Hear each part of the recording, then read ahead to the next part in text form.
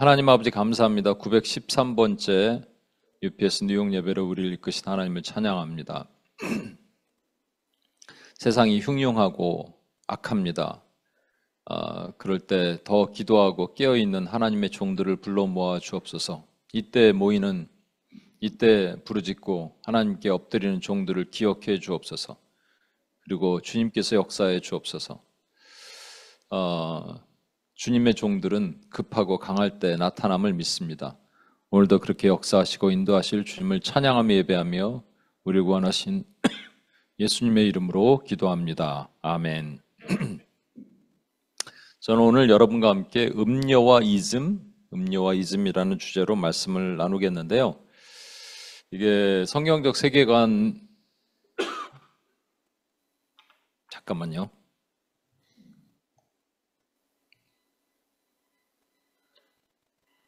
성경적 세계관 때 나눴던 얘기인데 또 시간이 지나고 또 잘 못 들은 분들도 있고 그래서 다시 한번 제가 빠르게 한번 앞부분을 얘기를 하겠습니다. 우리 히스토리라고 그러면 히즈 스토리죠. 하나님의 이야기잖아요.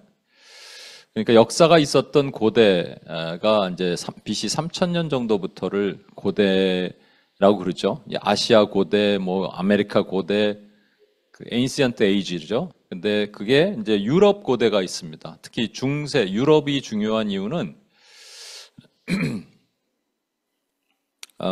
헬레니즘 문화가 있었기 때문이에요. 그 알렉산더 대왕이 이제 알렉산더가 이제 헬레니즘이죠. 그 이후에 로마가 나오잖아요. 그리스잖아요, 헬레니즘은. 그리고 로마는 라틴 문화잖아요. 라틴 문화임에도 불구하고 헬레니즘 문화를 사용합니다. 그래서 우리가 읽는 신약 성경이 헬라어로 쓰여 있는 이유가 그거예요.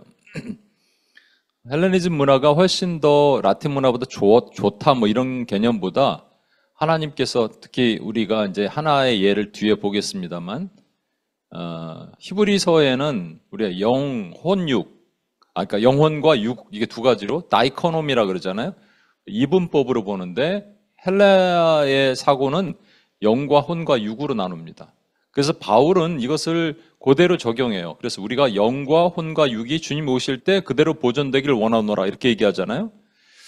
그러니까 이 헬레니즘 문화를 그대로 헬라어로 성경을 번역해서 우리가 사용하게 하시는 분명한 이유가 있었다라고 볼 수가 있습니다.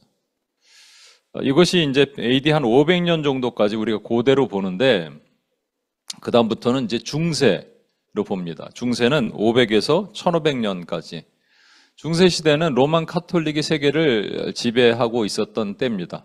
근데 이때를 우리가 암흑기라고 얘기하죠. 천년 암흑 또는 천년 지옥이라고도 표현합니다. 왜냐하면 이때는 성경을 번역할 수 없었어요. 성경을 읽을 수가 없었어요. 라틴어로 일부 교부들, 일부 수도승들만 이것을 볼 수 있었고 나머지는 그들이 말하고 전하는 것만 들었어요. 그러니까 일반 성도들이 성경을 읽을 수 없다는 말입니다. 초대교회 이후에 1000년 동안 지옥 같은 시간을 경험합니다. 하나님께서 이것도 어떤 의도에서 주신 거겠죠. 그리고 나서 우리가 흔히들 말하면 Early Modern Period, 근세라고 하는데 이게 1500년부터 1700년까지 1700 말까지 한 250에서 한 270, 80년 동안 일어나는 이 시대는 하나님의 은혜를 경험하는 시대입니다. 중세가 멈추고 이때 우리가 잘 아는 마틴 루터의 종교 개혁이 일어납니다. 그러나 사실은 이게 중세 이후에 암흑기 이후에 근세에 하나님께서 은혜를 주시는 시간이기도 하지만 이 시간 동안에 한 13세기 1300년 한 300~400년부터 300년부터 한 1600년까지 있었던 르네상스, 이게 문화 개혁이죠. 사실 이때부터 뭐가 동이 트기 시작하냐면 이제 앞으로 근대에 나타날 계몽주의의 씨가 자라고 있거든요. 그래서 사실은 우리가 보이지 않는 이 밑에 세계에서 엄청난 전쟁이 일어나고 있었던 거예요.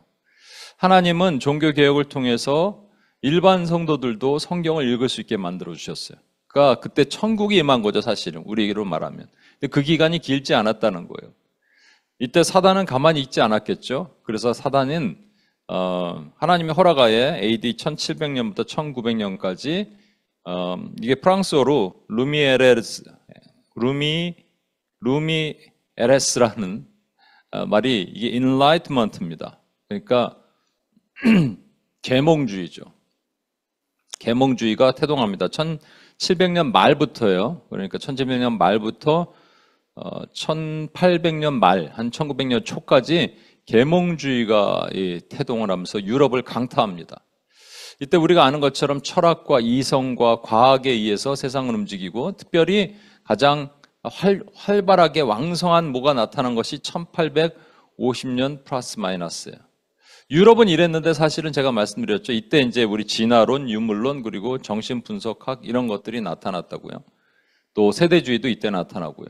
그런데 유럽은 그랬지만 뉴욕에서는 사실 이때 부흥이 일어났잖아요. 1857년에. 그렇죠? 그러니까 참 모르는 거예요. 하나님의 일하심은. 이쪽에서는 어둠이 있습니다. 이쪽에서는 하나님 부흥을 주시고. 그리고 나서 이것이 지나서 이제 현대, 저와 여러분이 살고 있는 마던 에라인데, 이거 1900년부터 지금까지로 보고 있습니다. 근데 마던 에라에 두 가지 큰 사건이 있었죠. 하나는 히틀러에 의한 나치의 탄생, 전체주의죠. 그리고 또 하나는 공산주의, 스탈린의 공산주의입니다. 우리가 살고 있는 시대를 포스트 모더니즘이라고 얘기합니다. 기독교의 가치관은요, 우리가 가장 기독교의 가치관으로 말씀할 수 있는 말씀은 로마서 5장 17절입니다. 한 사람의 범죄로 인하여 사망이 그 한 사람으로 말미암아 왕 노릇하였은즉, 이게 한 사람의 범죄, 아담의 범죄죠. 아담의 범죄로 말미암아 사망이 세상을 지배했다는 말이에요.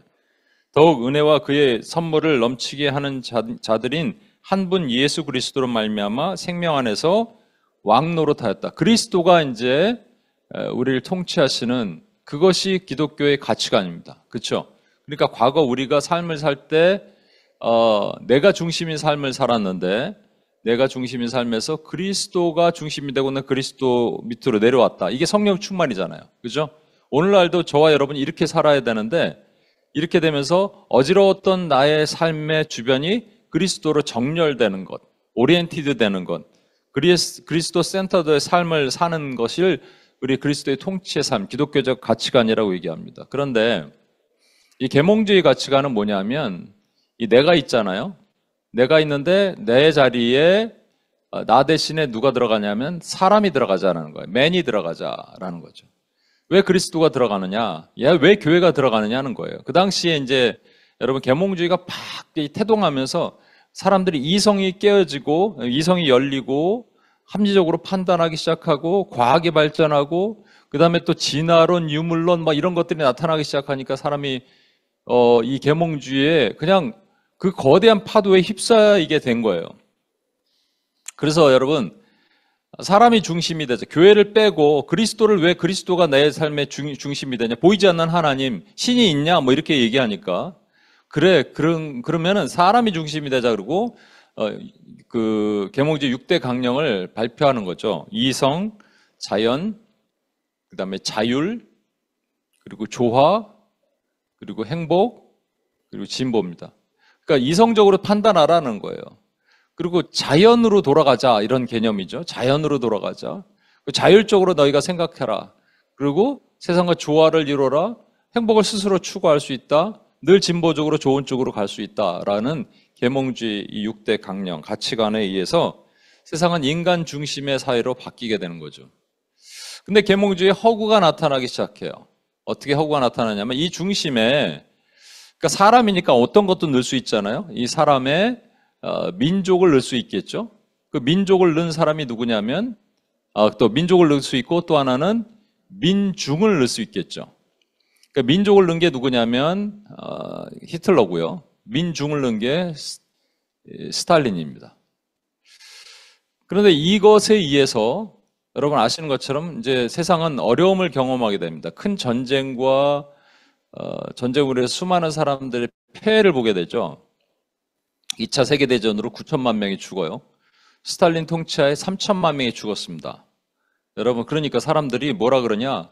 야, 사람 중심으로 가면 좋은 줄 알았는데 그게 아니구나. 사람이 중심이 돼서 사람이 그 세상을 주관하는 것들은 안 되겠다라는 거죠. 그렇다고 다시 돌아가기는 뭐 하는 거예요? 그렇다고 거기다가 그리스도를 넣을 수는 없어요. 교회를 넣을 수는 없어요. 그럼 어떻게 하느냐? 이걸 다 그냥 빼버리자라는 거죠.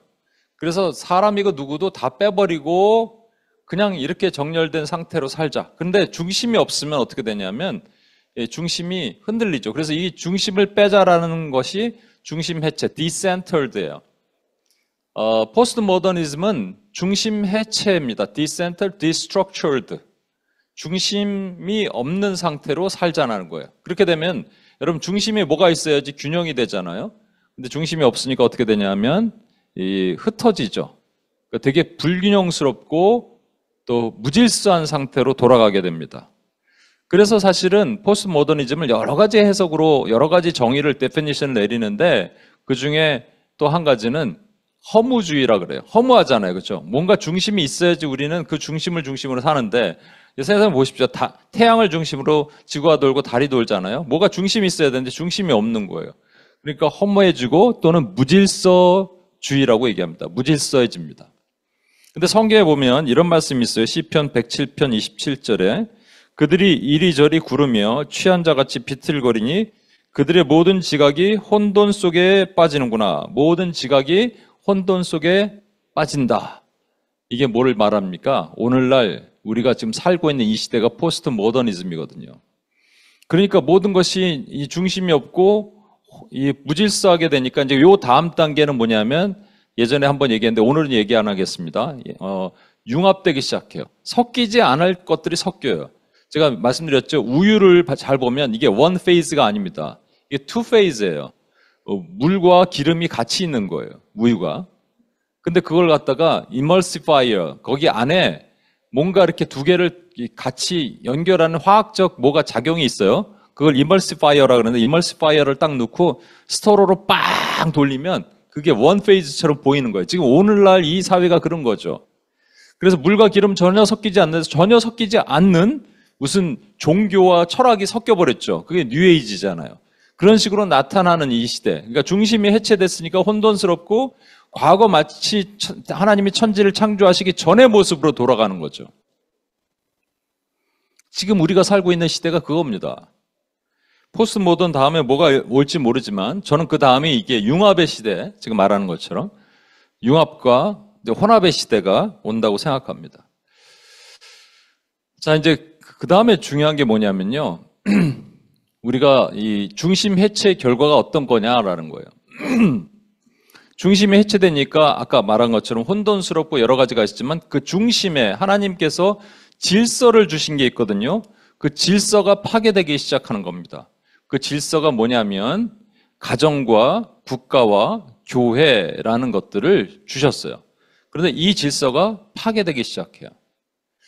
그래서 포스트 모던 시대에는 이 질서가 붕괴되기 시작합니다. 여러분 이제 가정의 붕괴 뭐 이런 것들도 오늘날 성의 붕괴, 가정의 붕괴, 또 국가의 붕괴, 국가의 질서가 막 흔들려 버리죠. 이쪽 저쪽에서 막 갈등과 사회적 갈등이 일어나고 이런 모든 문제들, 그리고 궁극적으로는 사실 교회인데 여러분 이걸 아십니까? 뱀이 하와를 꼬드겨서 선악과를 따먹게 해요. 바울은 그랬죠. 여자가 먼저 범죄했다. 그런데 뱀이 왜 아담이 먼저 창조했잖아요. 아담을 만드시고 하나님이 바로 하와를 만드셨는지 아니면 뭐 얼마나 기간을 주셨는지 모르겠어요. 그렇지만 왜 아담에게 다가가지 않고 하와에게 갔을까요? 아니 그 전에는 왜 안 갔을까요? 뱀이니까 이게 사실은 그 당시 동물이 말을 할 수 있었다는 거잖아요. 왜 코끼리에게는 안 갔을까요? 왜 사슴에게는 안 갔을까요? 왜 아담에게는 안 가고 왜 하와에게 갔을까요? 이 하와가 사실은 어떤 이제 미국 목사님의 이제 유튜브 설교를 제가 들었는데 그분은 이렇게 얘기를 하시더라고요. 이것이 가정을 파괴하고자 하는 사단의 계계다. 예, 어떤 측면에서 맞아요. 사단은 지금도 가정을 파괴하고자 해요. 가정을 무너뜨려야 돼요. 그래서 예전에는 뭐 불륜 뭐 이런 걸로 무너뜨렸는데 이제 그런 방법을 쓰지 않고 가정 자체 펀더멘탈한 부분을 흔들어 버린다고요. 그게 성 정체성을 흔들어 버리는 거죠. 아버지 둘이 있는데 엄마야. 뭐 이게 말도 안 되는 일이 일어나는 거예요.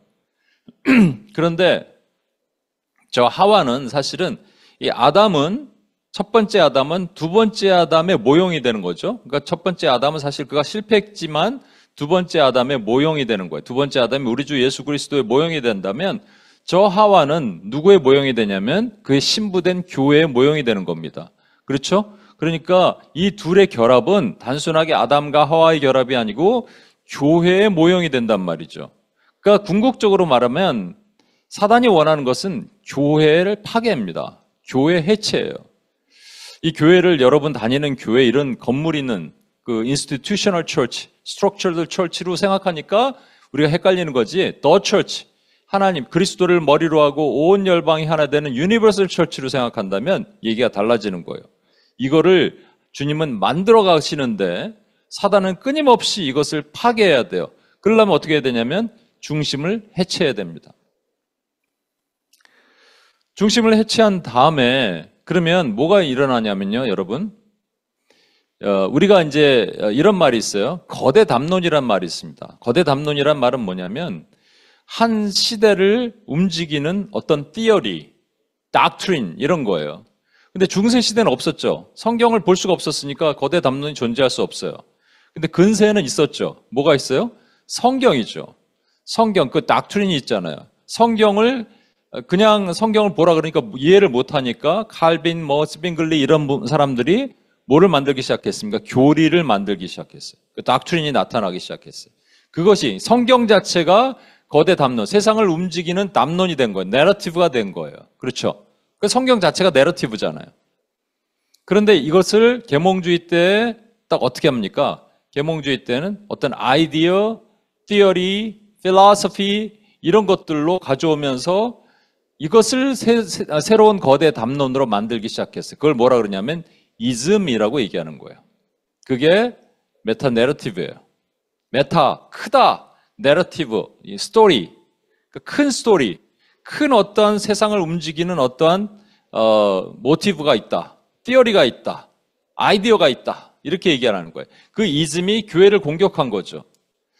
그럼 포스트 모더니즘 때는 어떤 것이 거대 담론이 돼야 됩니까? 거대 담론이 없어요. 왜냐하면 뭔가를 넣는데 그 넣은 것이 자꾸 문제를 일으키거든요. 아까 얘기했잖아요. 예를 들면은 전체주의, 토탈리테리아니즘 이게 들어갔더니 사람을 막 9천만 명이 죽여요. 그때 커뮤니즘을 넣었더니 이거 한 3천만 명이 죽여. 이거 다 빼자. 그래서 티어리를 빼자, 이즘을 빼자라고 하는 것이 지금 포스트 모던 시대에 저와 여러분이 살고 있는 이 시대의 모습이거든요. 그런데 이 거대 담론이 부활을 합니다. 부활이란 말 자체가 리바이벌이라고 뭐라 그래요? 부흥인데 이거는 리저렉션이라 그래야 되나요? 뭐라 그래요? 하여튼 거대 담론이 재생을 해요. 재생. 그래서 이 거대 담론이 다시 이 포스트 모던 시대로 들어가서 이 중심이 되는 일들이 나타나기 시작해요. 있을 수 있어요? 없어요? 이거는 말이 안 되는 거예요. 이론상으로 존재할 수 없는 겁니다. 포스트 모던은 중심이 해체돼야 돼요. 담론이 있으면 안 돼요. 그죠? 거대 담론이 있으면 안 되는 거예요. 그런데 그 안에 거대 담론이 존재한다는 거예요. 한 예를 들겠습니다. 포스트 모던은 원래 우리가 이 시대의 사단은요, 교회를 파괴하려고 그러잖아요. 근데 교회 자체를 뭐라 그런다고요? 마태복음 10장인가요? 마가복음 10장인 것 같아요. 거기 보면 이런 말씀이 있죠. 예수님께서 이 작은 자 하나에게 냉수 한 그릇 주는 자는 하늘에서 그의 상을 잃어버리지 않을 것이다. 이렇게 말씀하시죠. 그걸 우리가 오도해서 잘못 해석해서 오늘날 많은 교회가 그렇게 해석을 해요. 이 작은 자 하나가 거리에 나가면 노숙자, 사회적 약자 이런 사람에게 우리가 다가가서 냉수 한 그릇 준다 그래 돼 있는데 그 말씀 바로 전에 뭐라고 되어 있냐면 선지자의 이름으로 선지자를 영접하면 그 상을 받을 것, 선지자의 상을 받을 것이요 이렇게 얘기했거든요. 그러니까 무슨 얘기냐면 이스라엘 사람들은 날씨가 덥잖아요. 그러니까 누군가 나그네가 와서 문을 두들기고 샬롬, peace be with you 라고 얘기를 하면 그들이 문을 열고 더운데 고생 많으십니다 하고 물을 한 그릇 주는 거예요. 영접이라 그럽니다. 그걸 영접. 그래서 작은 자 하나를 영접하는 사람은 그 작은 자 하나가 누구냐면 저와 여러분이에요. 교회란 말이에요. 교회가 누군가 예수를 모르는 자, 누군가에게 다가가서 무슨 목적으로 가겠죠? 그게 복음을 전하던 그들을 위로하고 격려하던 가겠죠. 그들에게 냉수 한 그릇 주는 자는, 그러니까 썸바디가 우리를 받아들이는 사람은 하늘에서 그의 상을 잃어버리지 않을 것이다. 구원받으리라 란 말입니다. 그죠? 이거 갖고 제가 신학교 다닐 때 되게 디베이트를 많이 했어요. 심지어는 저 캘리포니아에 있는 신학교에는 엄청나게 싸웠어요. 그래서 제가 막 성경을 들이다 밀고 주석 갖다 보고 했더니 그때서야 막 사람들이 말을 못 하더라고요. 오늘날에도 이렇게 많이 잘못 해석해요. 이제 제가 말하는 핵심은 뭐냐면, 그때 주님이 이 작은 자 하나에게 그랬던 그 작은 자가 뭐를 뜻하냐면 교회란 말입니다. 작은 자를 영어로 뭐라 그럽니까? little ones라고 얘기합니다. 작다라는 거예요. 사이즈가 작다라는 거죠. 그죠? 그래서 이것이 작은 자예요. 근데 이 작은 자를 사단이 교묘하게 뭐로 바꿔치기 하냐면 적은 자, few ones로 바꿔치기를 해요. 사람이 수가 적다라는 거죠. 하나님은 수의 개념으로 보신 게 아니에요. 하나님은 사이즈의 개념으로 보신 거예요. 그렇죠. 우리가 세상에 나가서 싸우기에는 여전히 연약하고 부족하고 그렇다. 어린아이와 같다라는 것이에요. 그 어린아이와 같음에도 불구하고 천국을 소유한 자로 주님 보셨는데, 세상 사단은 그것을 수의 개념으로 보는 겁니다. 적은 자. 그 적은 자가 그 다음에 어떤 사람들이 되냐면, 이것이 우리가 아는 것처럼 뭐 LGBTQ나 또 워먼이나 여성이나 소수민족, 이러한 적은 자로 이 교회 안에 중심이 들어가서 이 중심이 어떤 닥트린, 어떤 이론, 티어리, 아이디어를 만들어내는 것들로 만들어내기 시작했어요. 한 예를 든 겁니다. 있을 수 없는 일이에요. 존재하지면 안 되는, 포스트 모던 시대는 이룰 수 없어요. 그런데 적은 자의 소리가 전체를 움직이는, 적은 자는 마이너리티잖아요. 마이너리티가 머저리티를 움직이는 일이 일어나고 있어요. 이거 맞아, 있을 수 없어요. 이론상으로는 존재할 수 없는 일이 실제 일어나고 있습니다. 이건 사단의 거대한 작품입니다. 그렇다고 우리가 성소수자를 무시한다는 게 아니고요. 그들 예수 믿고 돌아오게 해야 되죠. 여성, 아주 약자들 우리가 도와야 돼요. 소수민족, 지금도 우리가 뉴욕에 살고 있는 게 좋은 게 뭡니까? 저희 교회에서도 그렇게 하고 있는데, 타민족들에게 다가가서 그들을 구원하고 예수를 믿게 하고, 진짜 we are the world, we are the one, 우리는 하나다. 예. 그렇게 지금 얘기하는 것들이 필요하죠. 그러나 지금 여기서 말하는 건 그게 아니잖아요. 적은 자의 theory잖아요. A few ones theory잖아요. 계시록 17장 3절에서 4절 보십시오. 이거를 얘기하려면 이 부분을 분명히 우리가 언급해야 돼요. 그러니까 포스트 모던 시대에 중심이 해체됐는데 중심에 어떤 띠어리가 들어간다. 그러면 그것이 이 성경에는 어딘가 나오는 얘기겠지, 여러분 보셔야 되는데, 그게 계시록 17장에 나와요. 17장 3절에서 4절입니다. 곧 성령으로 나를 데리고 광야로 가니라. 내가 보니 여자가 붉은 빛 짐승을 탔는데 그 짐승의 몸에 하나님을 모독하는 이름들이 가득하고 7머리와 10뿔이 있으며, 그 여자는 자줏빛과 붉은 빛 옷을 입고 금과 보석과 진주로 꾸미고 손에 금잔을 가졌는데 가증한 물건과 그의 음행에 더러운 것들이 가득하더라. 제가 어제도 오랜만에 이 계시록 얘기와 또 어려운 막 이런 띠어리 얘기를 하니까 또 입신의 영들이 막 눈들이 이렇게 막 이렇게 그러더라고요. 그래서 제가 좀 한마디 했습니다. 뭐라 그랬냐면, 여러분 여기에 관심이 없으면 안 되는 거예요. 도리어 관심을 갖고 깨어 있어야 돼요. 뒤에 이제 맨 마지막에 설명드리겠습니다. 왜 우리가 그래야 되는지. 특별히 뉴욕에 계신 여러분들 관문을 지키는 사람들입니다. 세상의 중심이 있다면 뉴욕이에요. 저는 상징적인 중심. 그중에 상징적인 중심 맨하탄. 그러니까 우리 옛날에 일제시대 때 일본 사람들이 남산에다가 쇠말뚝을 박아놨대요. 뭐 민족의 정기를 뺀다고. 마찬가지로요. 세상의 중심 같은 곳에서 여러분들이 이 자리를 지키고 뜨겁게 바르게 알고 기도하는 게 필요하거든요. 그런데 요즘 이 계시록 이런 거 보면은 유튜브에 상단에 나오는 것이 전부 이상한 것들이니까 정말 가슴 아픈 일이에요. 근데 그분들도 기도는 열심히 해요. 잘못해서 기도해서 그렇지. 그러니까 이거는요, 여러분 좀 어렵더라도 여러분 분명히 알아야 되는 거예요. 그래서 꼭 이거 할 때는 사람이 적잖아요. 제가 오늘도 이걸 준비하면서, 야, 사람이 많이 안 오겠다. 근데 여전히 딱 그래요. 그리고 공격도 있어요. 제가 막 허리가 아파. 갑자기. 우연의 일치라고 그럴 수도 있겠는데, 제가 한 자매가 예전에 UPS 오기 전에 호러 무비를 그렇게 봤어요. 호러 무비를 많이 봤어요. 그러다가 UPS 오면서 저한테 이제 영적 전쟁의 얘기를 듣고, 아, 호러 무비를 끊어야겠다. 딱 얘기를 했습니다. 그래서 최근에 신과 함께라는 영화를 봤대요. 그걸 왜 봤는지 모르겠는데 하여튼 봤대. 보고 나서 갑자기 그날 밤에 불안하고 두렵고 애도 막 울고, 이제 교회를 왔는데 교회에 오자마자 코가 막히고 머리가 아프고 두통이고 막 구토가 나고, 그래서 2부 예배를 못 드리고 집에 갔어요. 근데 집에 가는 중에 다시 괜찮은 거예요. 그러니까 이게 뭐지? 이건 영적인 싸움인가 보다. 집에 도착했는데 다시 이 두려움과 모든 게 밀려오고, 그러니까 이제 선포를 한 겁니다. 나사렛 주 예수의 이름으로 더러운 영, 어둠의 영은 떠나가라 선포한 거예요. 제가 잘했다 그랬어요. 잘했다 그러고도 또 이제 책망도 해야 되는 거예요. 왜 그 신과 함께를 왜 봐? 근데 여러분 아셔야 돼요. 이런 것들 얘기를 할 때 원수는 발악을 합니다. 너무 싫어요.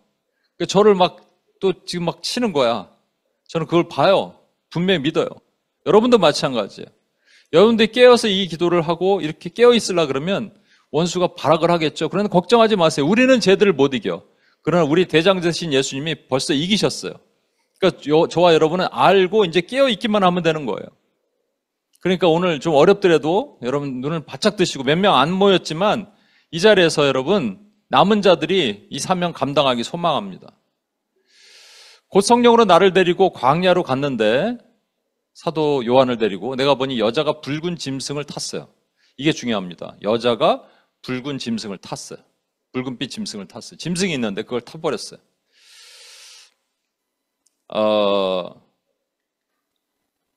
이 두 짐승이 아까 거는 계시록 17장인데 계시록 13장에 보면 여러분 바다에서 올라오는 짐승이 있고 땅에서 올라오는 짐승이 있어요. 그죠? 근데 이제 뒤에 땅에서 올라오는 짐승, 그가 먼저 나온 짐승이, 그라는 것은 땅에서 올라오는 짐승이 먼저 나온 짐승, 바다에서 올라온 짐승의 모든 권세를 그 앞에서 행하고, 그러니까 지금 두 짐승이 협력 사업을 하는 거예요. 하나는 땅에서 올라오는 짐승인데, 이 땅에서 올라오는 짐승은 어린 양처럼 생겼는데 뿔이 있어. 어린 양 뿔 있으면 안 된다고 얘기했죠. 그래서 이 땅에서 올라오는 짐승을 미혹이라고 얘기합니다. 바다에서 올라오는 짐승은 파워를 가지고 있어요. 능력이 있어요. 머리가 7이고 뿔이 10이야. 그래서 권세와 권능과 정사와 권세를 가지고 있는 그 짐승과 이 미혹의 짐승이 둘이 협력 사업을 하는 거예요. 그러니까 둘이 따로 나오지 않아요. 같이 움직여요. 항상 같이 움직여요. 그런데 잘 보세요. 13장 12절에 보면 그가 먼저 나온 짐승의 모든 권세를 그 앞에서 행하고, 이 권세는 엑수시아예요. 엑수시아를 행하는데 짐승 앞에서 받은 바 이적을 행함으로 땅에 거하는 자들을 미혹, 그러니까 이 두 번째 짐승은 미혹하는 겁니다. 그런데 반드시 첫 번째 짐승과 파워를 가진 짐승과 협력을 해서 미혹을 사용할 수 있어야 돼요. 혼자는 그냥 단독으로 사용하지 않습니다. 땅에 거하는 자들에게 이르기를 칼에 상하였다 살아난 짐승을 위하여 우상을 만들라. 그래서 첫 번째 짐승에게 절하고 경배하게 만드는 거예요. 이 첫 번째 짐승은 세상의 권력과 힘과 그걸 가졌던 짐승들을 얘기를 하는 거예요. 근데 그 짐승이 말이죠, 꾸준하게 계속적으로, 이 기간은 2000년 역사를 얘기를 하는 겁니다. 여러분, 이 마지막 때를 지금 장차 앞으로 올 마지막 때로 보시면 안 돼요. 마지막 때는 주님이 교회를 태동하신부터 지금까지를 전부 마지막으로 보셨어요. 그 역사 가운데 계속 있었던 일이에요. 그 역사 가운데 수많은 전쟁이 있었고, 아까 얘기를 하면 히틀러가 나타났고, 근데 히틀러는 없어지잖아요. 그렇죠? 살아났다 없어지고, 살아났다 없어지고. 그런 것이 나타날 때마다 히틀러가 나타나면 전체주의가, 그 다음 스탈린이 나타나면 공산주의가 같이 움직이죠? 같이 움직여. 사람들을 미혹하는 것들이, 유물론 사상이 예를 들어서 스탈린과 함께 같이 움직였다가 스탈린이 없어져요. 짐승이 없어지는 것 같아요. 그런데 또다시 살아난다는 거예요. 계시록 13장 3절에서 4절 보세요. 또다시 살아납니다. 그의 머리 하나가 상하에 죽게 된 것 같더니 그 죽게 된 상처가 나음에 온 땅이 놀랍게 여기며 짐승을 따르고, 이거는 첫 번째 아까 바다에서 올라온 짐승이에요. 강력한 힘과 능력을 가진 교회를 박해하는 그 짐승이에요. 그게 죽은 것 같아요. 죽었던 상처가 다시 남의 온 땅이 놀랍게 여겨 짐승을 따르고 용이 짐승에게, 사단이 짐승에게 권세를 주므로 용에게 경배하며 짐승에게 경배하여 이르되 누가 이 짐승과 같으냐? 누가 능히 이와 더불어 싸우리요? 라고 합니다. 다시 정리해 볼게요. 두 짐승이 있습니다. 하나는 바다에서 올라와요. 바다에 올라오는 짐승은 정사와 권세예요. 그렇죠? 이것으로 나라를 만들 수 있고 어떤 힘을 가지고 권력을 상징할 수 있어요. 그걸 움직일 수 있어요. 그런데 땅에서 올라오는 짐승은 이 바다에서 올라오는 짐승과 함께 움직여요. 마치 음녀가 붉은색 짐승을 타고 있는 것처럼 이 미혹이란 짐승도 이 짐승과 함께 움직이면서 이 짐승의 힘을 이용해서 세상을 미혹해 오고 있다는 거예요. 그러니까 여러분 이 두 번째 짐승, 땅에서 올라오는 짐승을 잘 보셔야 돼요. 계시록을 볼 때 여러분 한 가지 통일된 패턴으로 봐야 됩니다. 이것 따로 저것 따로가 아니에요. 주님은 그냥 한 가지 뭐라 그랬죠? 통일된 하나님의 말씀으로 계속 얘기하시는데 이거 세대주의나 신천지 같은 그 이단들을 보면 요 하나는 뭐 이렇게 얘기하거든요. 그걸 임의적으로 해석하는데 그렇게 봐서는 절대 안 됩니다. 그럼 진짜 이단적으로 빠지는 거예요. 그러니까 짐승과 음녀는 항상 세트를 이룬다라는 거예요. 이것을 위해서 나팔 재앙 얘기를 좀 이제 해보겠습니다. 조금 다시 또 재앙으로 막 돌아가고 그러니까 여러분 헷갈리는데 헷갈리지 않게 잘 보세요. 나팔 재앙은 나팔을 부니까 무슨 전쟁과 백성들을 모을 때 쓰는 어떤 얘기겠죠? 나팔 재앙 1, 2, 3, 4 지난 다음에 다섯 번째 재앙이 되게 중요하거든요. 다섯 번째 재앙이 이렇게 보십시오. 뭐라고 돼 있냐면 다섯째 천사가 나팔을 불 때 내가 보니 하늘에서 땅에 떨어진 별 하나가 있는데 그가 무저갱의 열쇠를 받았더라. 하늘에서 땅에 떨어진 이 별은 많은 학자들은 동일하게 사탄으로 얘기를 합니다. 그 별이 무저갱의 열쇠를 받았대요. 여기서 이제 무저갱이라고 말하는 것을 지옥과는 좀 구분해서 봅니다. 많은 학자들은 여기서 이제 bottomless pit이라고 돼 있죠. 이 무저갱, 여러분 그 예수님께서 거라사 광인을 내쫓을 때 군대 귀신이 뭐라 그래요? 우리를 무저갱에 보내지 말아달라고. 자기들이 있던 곳이에요. 근데 사단에게 하나님께서 키를 주셨어요. 그 키를 주셔서 무저갱을 열어서 군대를 끄집어낼 수 있는 키를 받았다는 말은 그때그때마다 하나님은 허락하에 문을 열었다 닫았다 한다는 얘기입니다. 그러니까 지 멋대로 할 수는 없어요. 그러나 하나님의 허락하에 움직이는 거예요. 제가 이게 말씀드립니다. 요 얘기만 읽고 있고 베드로후서 2장 4절 하나님의 범죄한 천사들을 용서하지 않으시고 그 지옥에 던져 어두운 구덩이, 지옥에 있는 어두운 구덩이, 어떤 사설 감옥 같은 데다가 넣어두셨어요. 그 심판대지까지 지키게 하셨는데 필요하면 무저갱의 열쇠를 열어서 사단이 사용해요. 꺼내요. 자기 군대를 동원해요. 할 수 있게 하셨어요. 그러니까 이 시대는요, 하나님의 나라와 사단의 나라가 싸우는 것처럼 보이지만 하나님의 나라가 사단의 나라와 1대1로 맞짱뜨는 게 아닙니다, 여러분. 사단의 나라도 하나님이 허락하셔서 움직이는 거예요. 열쇠 줘서 야 니네 병력 한 50만 데리고 나가서 한번 싸워봐. 이렇게 하나님이 허락하시는 거예요. 다 끝나면 나 들어가. 하나님의 허락하에 움직이지 않는 것은 아무것도 존재할 수 없습니다. 여러분 이걸 아셔야 돼요. 그러니까 우리가 만만하게 봐서는 안 되지만 두려워 떨 필요가 없어요. 어차피 하나님의 허락하에 움직이고 하나님의 통치 아래 움직이는 거예요. 근데 나팔재앙 두 번째 보시면 2절 보시면 그가 무저갱을 여니 그 구멍에서 큰 화덕의 연기 같은 연기가 올라오며 해와 공기가 그 구멍의 연기로 말미암아 어두워지며 해와 공기 이 전체를 얘기하는 겁니다. 뭐로 어두워져요? 연기로 말미암아. 세상은 이 무저갱에서 올라온 저 뭔가 썸바리들에 의해서 그 군대에 의해서 세상은 어두워져요. 그죠? 어두워진 거예요. 이미 어두워지고 있고 어두워졌고 더 어두워져 가고 있습니다. 하나님이 병력을 사단이 좀 더 써야 되는데요. 그러면 하나님 허락하시면 더 쓰는 거예요. 그렇죠? 3절 보시면 이게 나타납니다. 이거 보시면 흉측하게 생겼죠? 근데 이게 이제 등장하는데 이걸 뭐라 그러냐면 황충이라 그래요.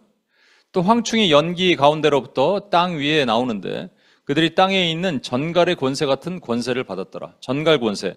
남을 찔러서 독을 주는 거잖아요. 독을 주입할 수 있는 권세를 받았더라.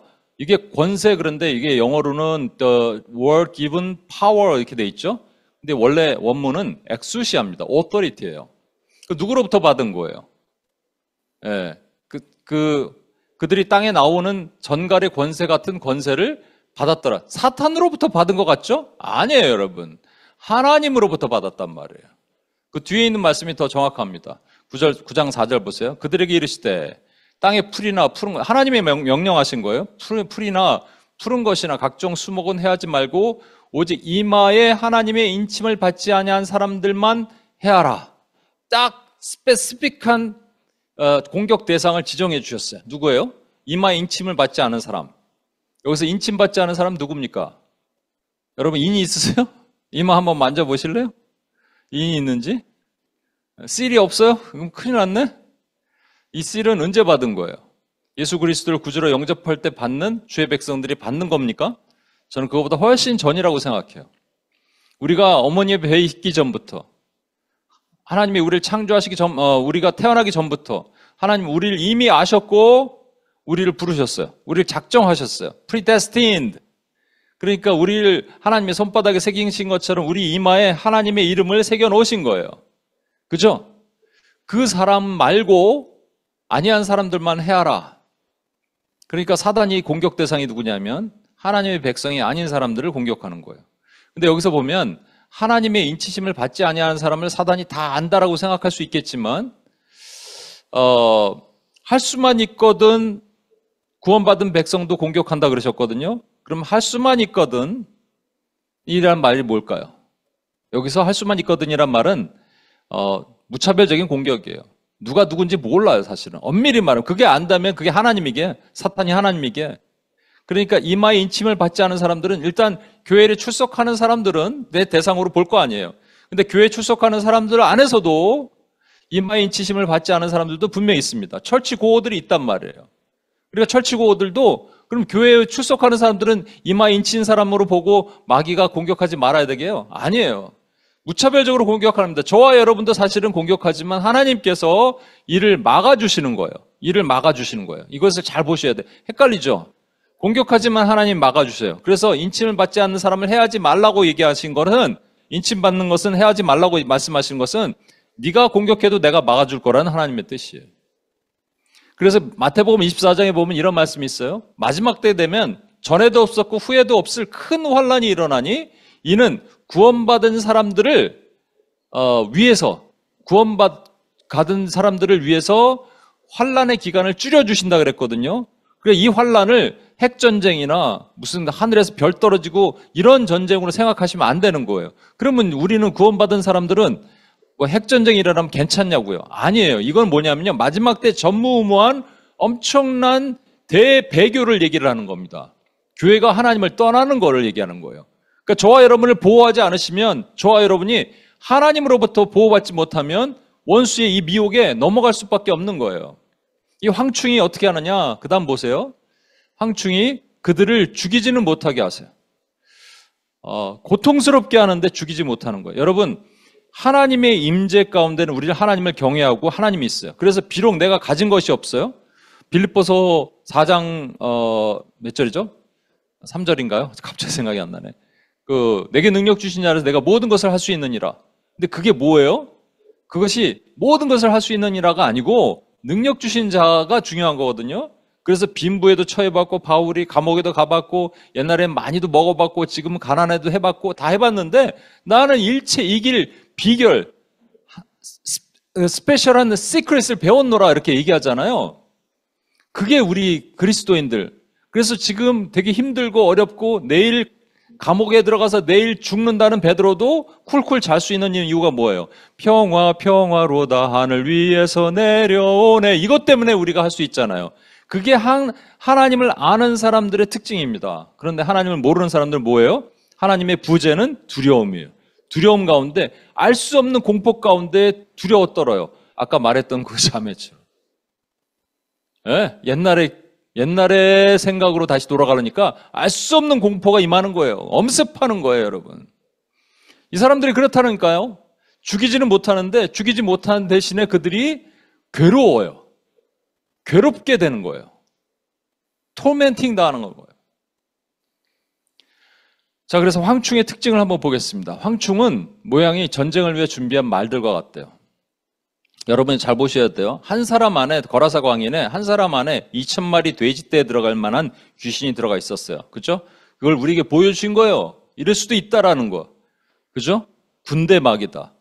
그러니까 우리 만만하게 생각하면 안 됩니다. 지금 얼마나 많은 병력이 깔려 있고 얼마나 많은 군대가 있고 이건 안 보이잖아요. 그런데 우리가 상대할 수 없어요. 우리 힘으로 못하는 거예요.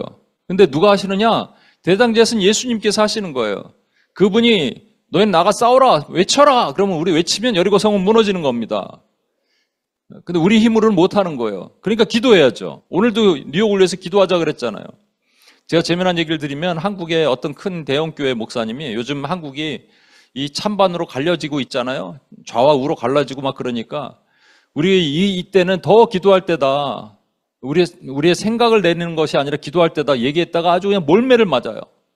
기도하더라 그러는데 뭐 몰매를 맞아. 지금 시대가 그런 시대예요, 여러분. 근데 우리 기도 안 하고 어떻게 싸워요? 기도 안 하면 내 힘으로 싸운다는 거예요. 기도하면 하나님이 싸워주시는 거고. 그 다음에 황충 2를 보겠습니다. 그 머리에 금과 같은 비슷한 것이 있었으며 그 얼굴은 사람의 얼굴 같고 또 여자의 머리털 같은 머리털이 있고 그 이빨은 사자 이빨 같아요. 잘 보세요. 일단 금과 같은 것을 썼어요. 자, 보세요. 머리에 금과 같은 비슷한 것을 썼지 금과는 아니에요. 성경에 보면 계시록에 두 면류관이 있거든요. 일단 계시록 6장 2절에 보면 이 인해재앙에서 앞에 세 말이 나옵니다. 검은 말, 붉은 말, 청황색 말. 이거를 칼, 기근, 온열이라고 제가 말씀을 드렸어요, 여러 번. 그리고 헷갈리는 말 하나가 나오는데 이게 흰 말이에요. 이 흰 말을 어떤 사람들은, 세대주의자들은 그리스도라고 말합니다. 근데 이건 그리스도가 아니에요. 그리스도가 칼, 기근, 온역과 함께 등장할 이유가 없어요. 이 흰 말은 흰 말이 있는데 잘 보세요. 그 탄자가 활을 가졌고 그리스도는 활을 안 가지셨어요. 입에서 나오는 날선 검, 좌우에 날선 검을 가지셨죠. 면류관을 받고 나아가서 이기고 또 이기려 하더라. 면류관을 받았는데 이기고 이기지 않고 이미 승리하셨어요. 내가 이미 이겼노라. 컨커링 투 컨커 할 필요 없어요. 이미 이기셨단 말이에요. 그럼 이 면류관이 뭐라고 쓰이냐면 헬라어로 스테파노스라고 얘기합니다.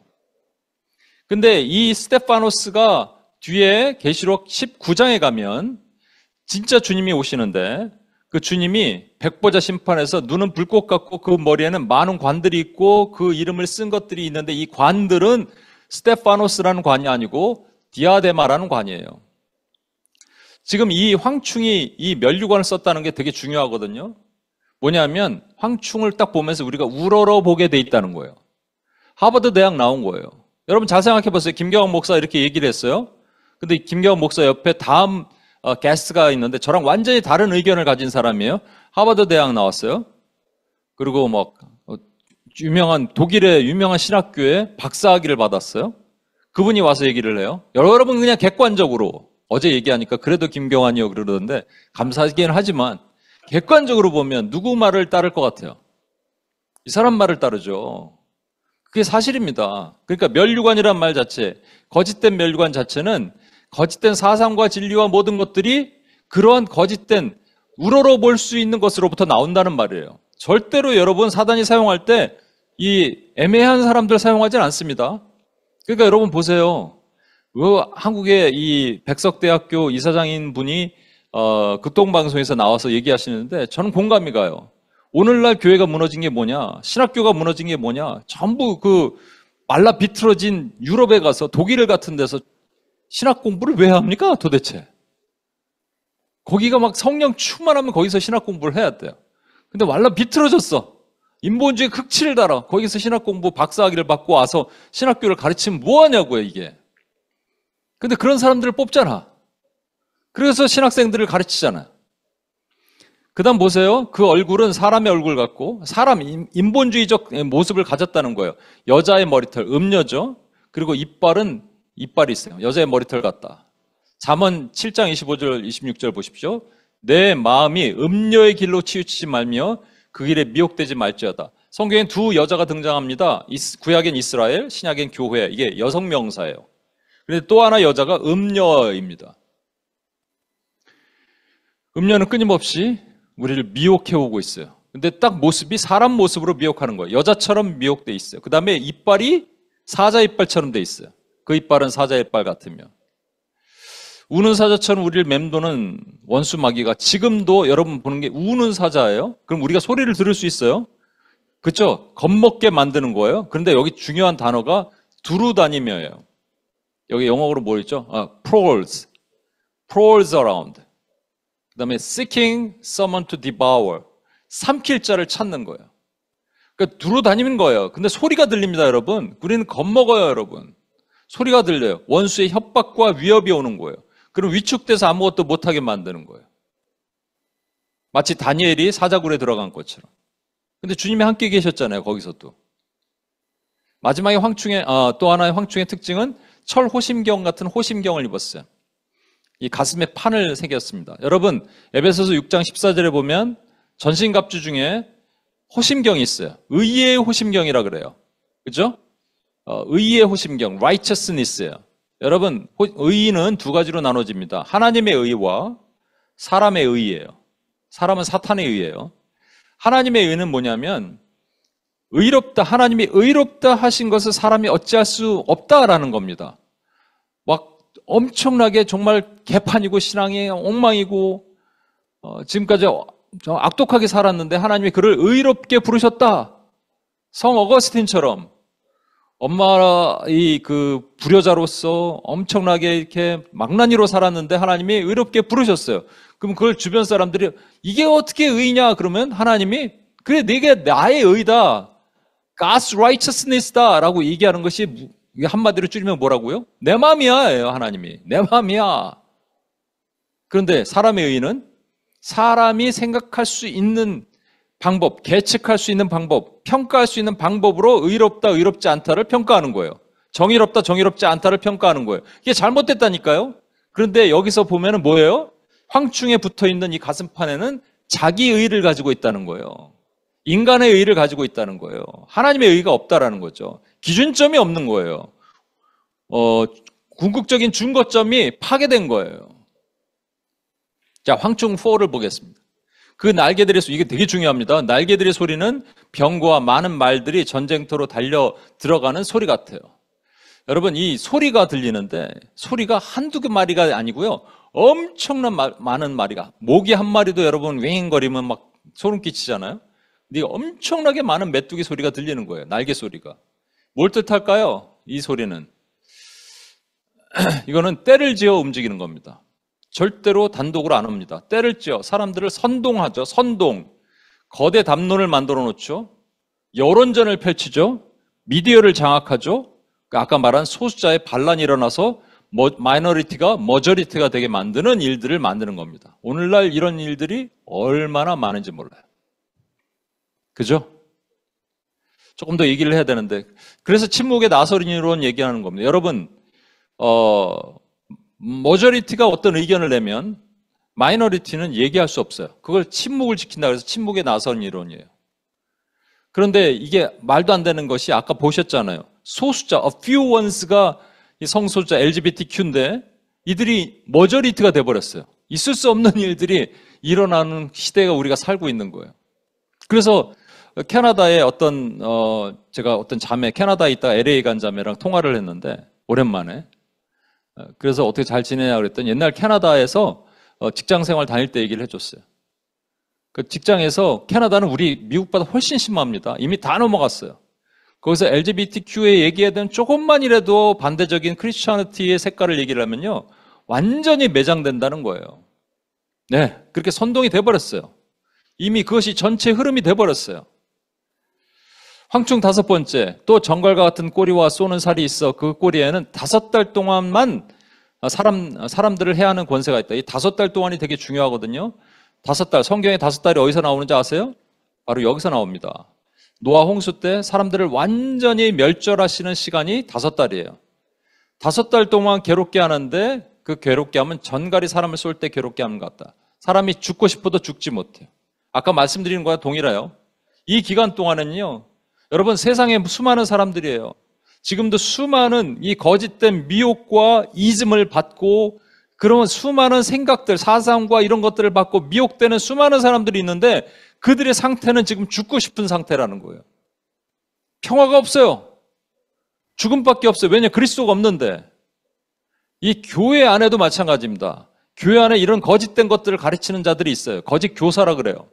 얼마든지 있습니다. 저는 있다고 봐요. 아니, 많이 있어요. 이 유튜브 매체 뭐 방송국에서 기독교 방송에도 나와요. 명목만 기독교 방송에서도. 그럼 황충의 정체가 무엇이냐? 이제 드디어 황충의 정체를 말하겠습니다. 30분이에요 벌써. 황충은요, 제가 고린도 후서 10장 5절에 계속적으로 얘기하는 이 말씀입니다. 모든 이론을 무너뜨리며 하나님의 강력인데, 하나님의 강력, 디바인 파워가 있는데, 이 디바인 파워는 모든 이론을 무너뜨리며 하나님을 아는 것을 대적하여 높아진 것을 다 무너뜨리고 모든 생각을 사로잡아 그리스도께 복종하게 하니, 높아진 것이네요. 죄송합니다. 하나님 아는 것이 아니라. 여기서 보면 이게 arguments, every pretensions, every thought. 이 아파트. 여러분, 이거 되게 영적 전쟁 찬양이네. 아파트. 이거 대적하면서 기도해야 돼요. 이걸 뭐라 그러냐? 저는 그냥 한마디로 하면 이즘이라고 얘기합니다. 이즘. 계시록 17장 15절 보시면 또 천사가 내게 말하되 내가 본 바 음녀가 앉아있는 물은 백성과 무리와 열국과 방언들이나. 음녀가 뭐라 그랬죠 아까? 짐승 위에 타고 있으니까 두 짐승과 같은 거죠. 음녀, 음행하는 짐승, 음녀. 그래서 모든 열국과 백성과 열국과 방언들을 다 장악하고 있는 거예요. 이 음녀가 오늘날에도 그렇습니다. 그런데 놀라운 사실이요, 계시록 17장 16절에 나타나요. 이게 참 놀랍습니다. 보면 내가 본 바 이 열불과 짐승은 음녀를 미워한대. 아까 이 짐승을 타고 있었잖아요. 둘이 항상 이 세트로 같이 다녔잖아요. 근데 음녀를 미워해서, 아까 짐승도 죽었다가 다시 살아나죠? 음녀도 짐승이 계속 데리고 있지 않아요. 음녀를 미워해서 망하게 하고 벌거벗게 하고 그의 살을 먹고 불로 아주 살아 없애버려. 이게 뭐냐? 이 짐승에서 나타난 어떤 doctrine, theory, 아이디어, 이데올로기, 이런 것들이 죽은 것 같아요. 사라지는 것 같아요. 그래서 짐승에서 없어져요. 그런데 다시 부활한단 말입니다. 다시 나타난다는 거예요. 여러분, 이즘은 여러 가지로 우리가 볼 수 있어요. 종교적인 것, 이슬라미즘, 부디즘, 힌두이즘, 애니미즘. 그래서 우리가 오늘도 기도해요. 그죠? 근데 그거 말고 철학적인 것도 있어요. 휴머니즘, 머티리얼리즘, 아이디얼리즘, 레셔널리즘. 이런 것들을 우리가 오늘도 싸웠어요. 영역 기도하면서. 근데 또 하나가 있어요. 1850년 플러스 마이너스 때 나타났던 커뮤니즘, 이볼루셔니즘, 사이콜로지즘. 예. 이런 것들이 오늘 어떻게 나타나는지 한번 살짝만 볼게요. 그들의 반격이라고 제가 표현하고 싶어요. 인간은 원숭이에서 나왔어요. 그래서 인간은 생각하는 동물이래요. 생각하는 동물이니까 인간 이퀄 원숭이랑 같아요. 짐승과 같아요. 동물과 같아요. 동물이 결국은 짐승이에요. 동물이 짐승이면 사람이 짐승이에요. 사람이 짐승 같은 행동을 해도 되는 거예요. 그래서 나타난 것들이 전쟁, 테러리즘, 크라임 이런 것들이고요. 그리고 사람이 짐승처럼 성적으로 아무렇게나 살아도 되는 것처럼 사는 거예요. 이게 materialism, 그 유물론의 죄송합니다. revolutionism, evolutionism, 이 진화론에 의해서 그것이 죽은 것 같아요. 요즘 왜냐하면 창조과학이 막 일어나고 시작하니까 검증하자 막 얘기하니까 이것들이 뭐 대놓고 이제 싸우지 못하는 거예요, 사실은. 뭐 그랜드 캐니언 같은 것도 뭐 아시잖아요. 밑에 이게 오래된 축적된 뭐 몇 억 년간의 축적된 그 퇴적증이라고 얘기하지만 알고 보니까 밑에 있는 것과 위에 있는 것이 같아요. 그러니까 이건 아니잖아요. 한순간에 쓸어버린 거잖아요. 그러니까 노아의 홍수 이론을 대니까 얘기를 못 하는 거예요. 그런 얘기를 못 하고 가만히 있는 게 아니라 이런 반격을 하기 시작하는 겁니다. 심리학의 반격. 오늘날 mindfulness, 마음 챙김 이런 게 엄청나게 많은데 문제는 교회 안에 들어온다는 거예요. 물론 기독교적 심리학은 필요해요. 어느 정도. 그런데 이 교회를 강타하기 시작해요. 그래서 아까 제가 처음에 말씀드렸죠. 히브리 퍼스펙티브는 다이코노미예요. 영혼과 육인데 이걸 하나님께서 우리 신약 시대 우리가 살고 있는 시대에는 트라이코노미로 헬라의 문화로 바꿔주셨어요. 영혼 육이에요. 이게 하나님의 말씀, 우리 히브리서에 있는 말씀처럼 하나님의 말씀 살아있고 운동력이, 활력이 있어 좌우의 날선 어떤 것보다 예리하여 혼과 영과 육신, 육체를 찔러 쪼개는 거예요. 그러니까 우리의 영이 있다는 얘기는 우리 안에 성령이 거하신다는 거, 그 성령과 우리가 연합한다는 얘기로 표현할 수 있으려면 영을 얘기해야 되는데 혼만 얘기하는 거죠. 이게 오늘날의 심리학의 반격입니다. 그래서 엄청나게 많아요, 이런 것들이. 교회 안에 마인드풀니스가 엄청나게 많이 들어와 있어요. 또 공산주의 반격, 유물론의 반격. 이거는 죽었잖아요. 이미 없어졌어요. 여러분, 소련이 붕괴되고 나서 소련 밑에 있었던 15개국 보십시오. 전부 가난하고 하나도 성공한 나라가 없어요. 차베스가 베네수엘라의 차베스가 막 그 집권했을 때 사람들이 열광했죠. 그 사람들 것을 다 뺏어서 부를 분배하니까, 와, 우리는 부자 된 나라, 우리는 유토피아를 이룰 거야. 그런데 어떻게 됐습니까? 남미 그 어느 나라도, 그 남미 공산주의, 사회주의를 받아들인 그 어느 나라도 제대로 된 나라가 아무도 없어요. 그런데 요즘 다시 일어나고 있어요. 스물스물 지들끼리 막 연합하고 합종연행이 일어나고 있죠. 그들이 말하는 게 뭐냐면요, 여러분 잘 보세요. 사회주의 이데올로기란 말은 잘 보십시오. 이거를 갖고 여러분 적어도 크리스찬들은 이걸 분명히 알아야 돼요. 적어도 하나를 얘기를 하지 않아요. 야, 봐라.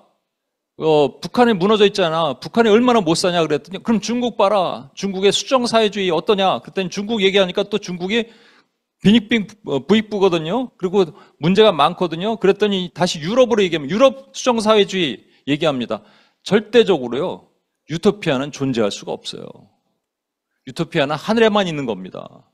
그래서 이 땅에 구현된 유토피아로 설명하는 게 사회주의 이데올로기예요.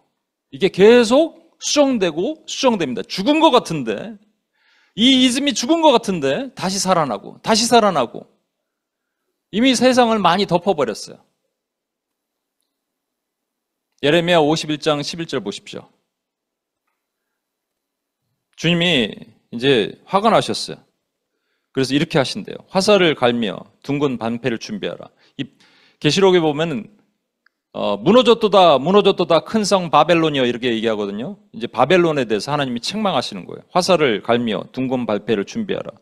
여호와께서 메대 왕들, 페르시아 왕들의 마음을 부추기사 바벨론을 멸하기로 뜻하시니 이는 여호와께서 보복하시는 것, 곧 그의 성전을 위해 하나님의 교회를 위해 보복하시는 거예요. 그러니까 저와 여러분이 뭐를 했냐? 하나님 보복해 주옵소서. 하나님 이 세상에 수많은, 아까 보셨던 황충이 사실 음녀예요. 그쵸? 같은 거죠? 예, 황충이 음녀예요. 세상을 미혹해서 꼬리로 싸서 사람들 죽이는데 5달 동안 괴로워하고 고통스러워하는데 죽지도 못하고 수많은 미혹과 거짓 의와 이런 것들로 그냥 잠식되어서 윙윙거리는 소리에 사람들은 그냥 움직이는 거예요. 거의 여론에 의해서 움직여지는 그 많은 것들. 거기서 하나님은 하나님의 교회가 변질되는 것을 보고 못 견디시는 거예요. 이제 복수하시는 거예요. 그때 저와 여러분이 뭐를 해야 되냐?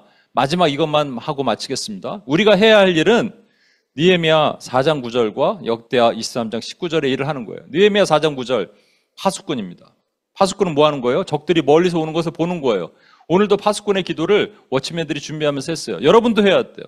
여러분도 제가 말씀드렸으니까 보십시오. 교회를 어떻게 공격하나, 수많은 이즘이, 수많은 미혹이 어떻게 공격하나, 여러분 깨어있다면 이걸 보실 수 있어야 돼요. 적어도 여기 계신 분들은. 그 다음에 또 문지기가 필요해요. 문지기는 뭐냐면요, 문 앞에까지 온 거예요. 여기서는 예배자거든요. 왼쪽이 워리어라면 오른쪽은 워시퍼예요. 딱 들어오는데 문 입구에 보니까 예배가 아니거든요. 예배자로 설 수 없는 것, 교회를 파괴하고 교회를 무너뜨리는 것들을 다 걸러낼 수 있는 눈과 귀가 우리에게 있어야 돼요. 우리 가드고 게이트키퍼예요. 이 두 가지를 하나님 우리에게 주셨으면 오늘도 그 사명 감당하는 하나님의 종들이 되길 예수 이름으로 축원합니다. 우리 자리에서 일어나셔서 이 찬양 같이 한번 합시다. 십자가 금병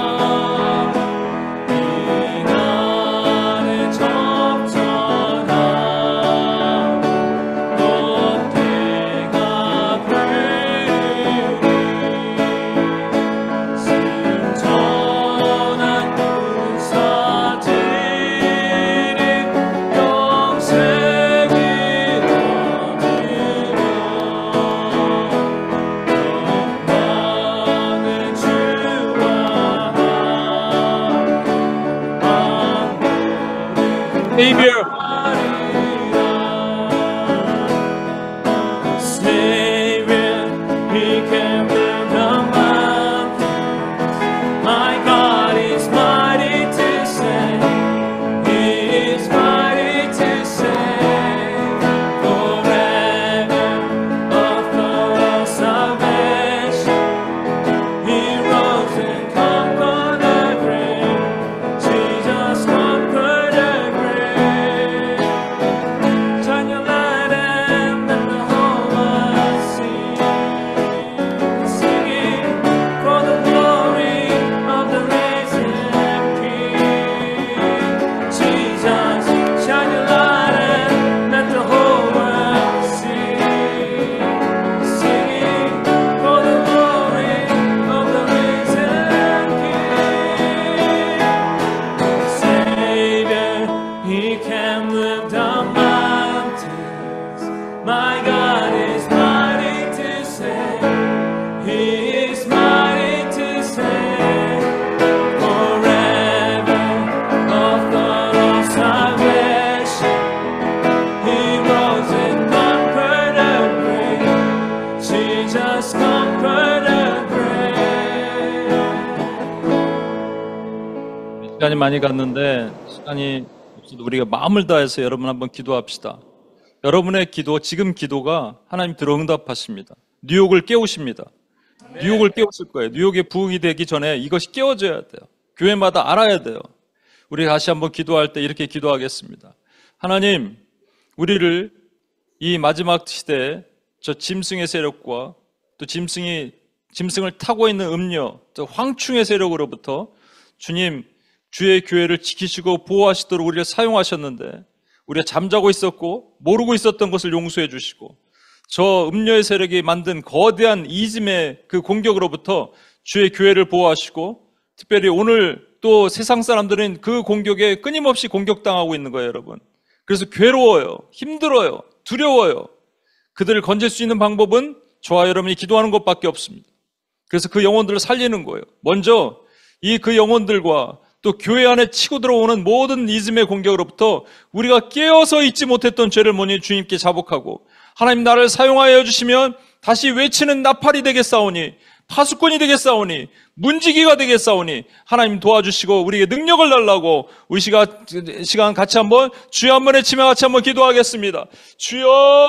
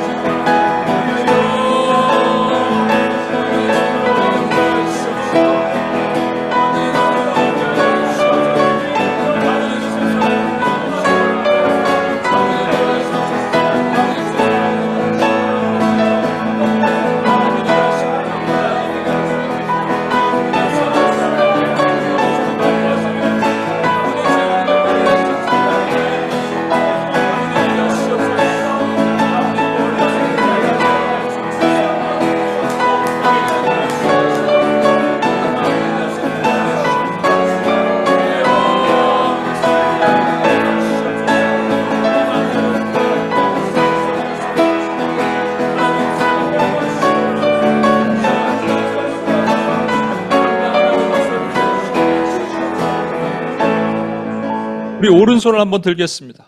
오른손은 하나님의 주권의 손입니다. 이 시간 여러분 명하셔서 어둠의 권세를 세상을 장악하고 있는 윙윙거리는 소리로 세상을 장악하고 있는 미디어도 장악하고 여론도 장악하고 모든 걸 장악하고 있는 이 어둠의 권세들 이미 우리가 기도했던 오늘도 기도했던 종교나 이런 영역 빼고 오늘은 집중적으로 1850년에 있었던 그 유물론과 진화론과 또 이 사람들의 혼적인 것을 타치하는 마인드풀니스와 같은 이런 모든 스피릿이 예수의 이름으로 격파되도록 우리 오른손을 들고 기도합시다.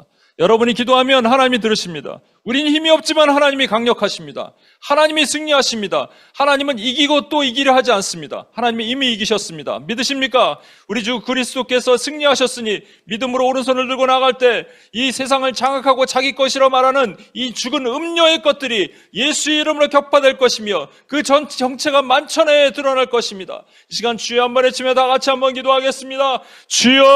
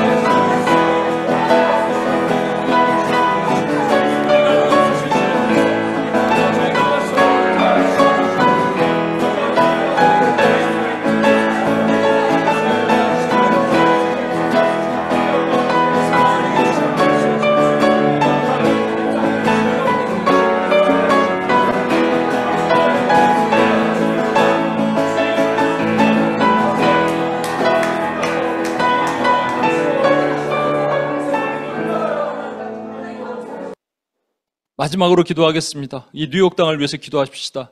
여러분, 뉴욕 땅에 문지기와 파수꾼들이 일어나야 됩니다. 각 교회마다 일어나야 됩니다. 목회자도 깨어져야 됩니다. 바른 눈을 보아야 됩니다. 이 영적인 패턴을 볼 수 있는 하나님의 그 리더들이 세워져야 되고 교회가 세워져야 되고 파수꾼, 문지기들이 일어나야 됩니다. 워시퍼, 워리어가 일어나야 됩니다. 이 시간 우리 같이 한번 기도합시다.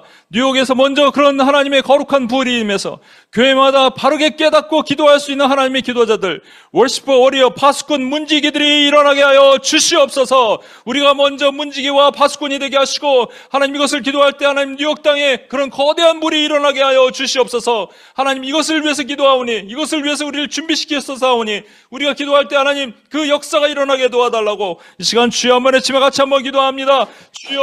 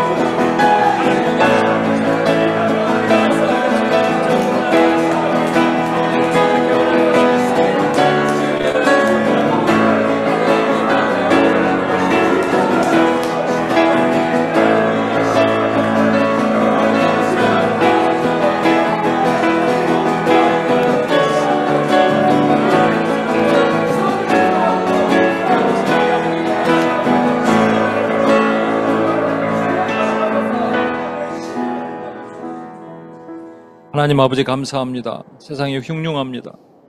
황충의 소리가 너무 큽니다.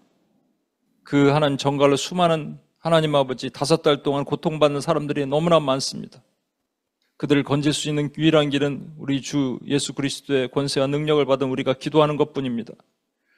황충이 하나님으로부터 권세를 받아서 하나님 아버지 그 세상을 유린하고 있을 때, 저 음료의 세력이 독주로 세상을 유린하고 있을 때, 수많은 거짓된 이즘과 사상과 또 이데올로기와 많은 것들로 사람들을 하나님 혹세 모민하고 있을 때 깨어서 기도할 수 있는 하나님의 파수꾼과 문지기를 하나님 일으켜 주옵소서. 파수꾼과 문지기들이여 일어날지어다. 파수꾼과 문지기들이여 이 뉴욕 땅에서 일어날지어다.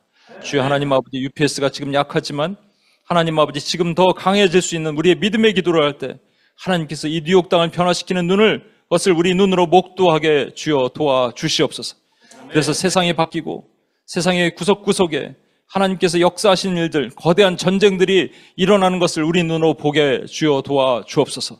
하나님 승리를 하신 주님께서 그것을 나타내시고 나팔을 불어서 선포해 주옵소서. 우리를 구원하신 예수님의 이름으로 기도합니다. 아멘.